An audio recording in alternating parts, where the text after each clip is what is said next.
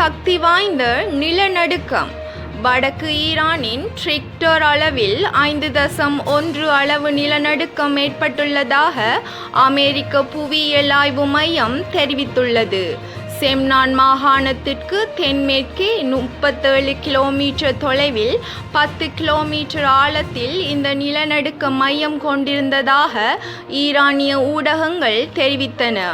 இது தொடர்பாக சேத விவரங்கள் இதுவரையில் வெளியாகவில்லை. ஆனால் செம்னான் மாகாணத்தின் உள்ள சொர்கே நகரை சுற்றிய பகுதிகளில் இந்த நிலநடுக்கம் உணரப்பட்டது. சொர்கோயிலிருந்து சுமார் 150 கிலோமீட்டர் தொலைவில் உள்ள தலைநகர் தெஹ்ரானில் இந்த நிலநடுக்கம் உணரப்பட்டதாக தெரிவிக்கப்படுகின்றது.